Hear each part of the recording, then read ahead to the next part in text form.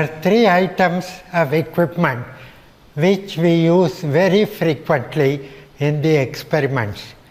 I shall tell you about these three items. The first is the constant current source, and this is the constant current source. I connect a resistance box in which all the plugs are put in to the constant current source, and I set a current of 10.1 milliamperes. Now look what happens when I pull the plugs out of the box. I am pulling a 200 ohm plug out, current doesn't change. I pull another 200 ohms, it doesn't change. I pull a 500 ohms, it doesn't change. Now I pull 1000 ohms, there is no change in the current. That means I am changing the load from 0 to 1900 ohms, current remains constant. Now I pull 100 ohms out, then you will see current will come down. That means the current is constant over a range of load. The voltage adjusts itself as I change the load to keep the current constant. But when the voltage reaches 20 volts, then the voltage will remain constant and the current will come down. This is a very useful instrument for many applications. It has two ranges of operation. It has a low range and a high range. As you can see here, it has two ranges of operations. In the low range, you put these two buttons down. You can adjust the current with this knob from 0.1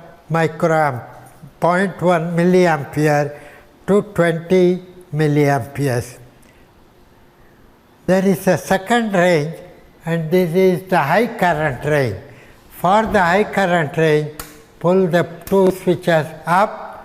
You can change the current from 20 milliamperes to 300 milliamperes. If you want to operate for a long period of time, several hours, it will operate keeping the current constant. But if you have only intermittent operation, for a few minutes, you can even go to higher currents up to 600 milliamperes. This constant current source is used in these experiments.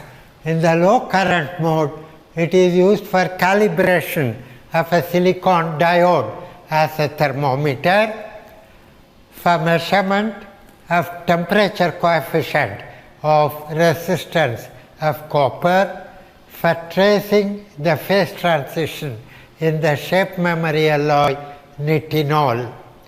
In the high current mode, it is used in measurement of Stephen's constant of radiation, measurement of thermal conductivity and electrical conductivity of copper, and thermal conductivity of perspex.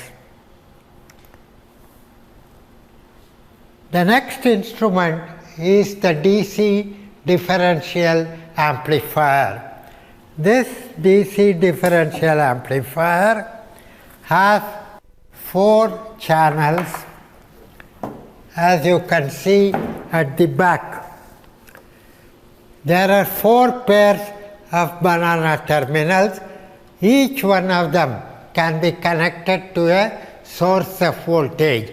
You can measure 4 different voltages on this DC differential amplifier. The channel can be selected using this band switch, channel 1, 2, 3 and 4. Before you start, you short channel 4, put this band switch in channel 4, connect the power cord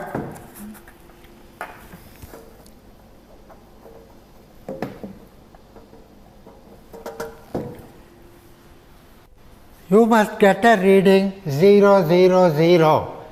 If it is not 0, 0, 0, press this button, second button from the left, you press it, it will go to 0. And now it is ready to take a measurement. This button is marked as tear on the microvoltmeter. This will measure voltages in millivolts. So if the reading is 1.234, the voltage is 1.234 millivolts or 1234 microvolts. This differential amplifier is used in the following experiments: Stephen's constant of radiation, thermal conductivity of copper and perspex, thermal diffusivity of brass, calibration of copper constant and thermocouple. In all these four experiments, it measures thermo EMF, which will be in microvolts to millivolts. It is also used in the phase transition in shape memory alloy. Nitinol, we have a very small resistor through which we pass a small current. It will measure the voltage.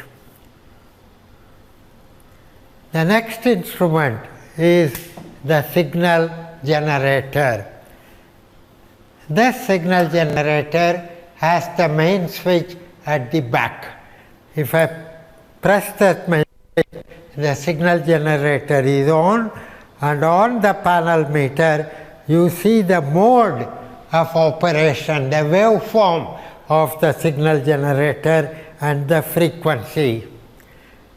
This button, third from the right, marked waveform, will change the waveform from sine to square, from square to triangular, and from triangular to pulse.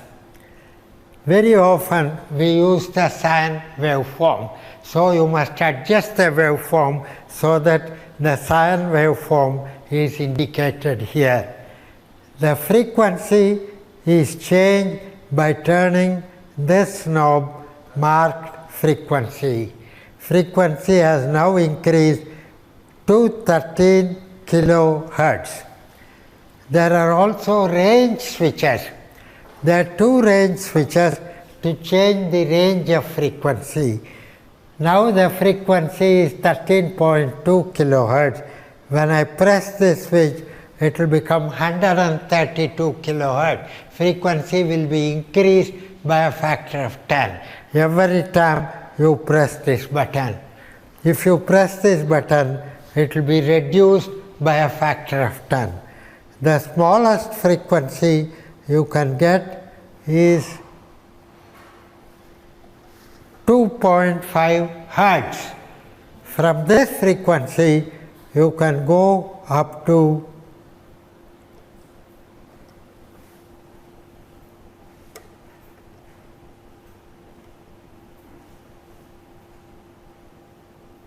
3 megahertz. So it covers a range of frequency from 2 hertz to 3 megahertz.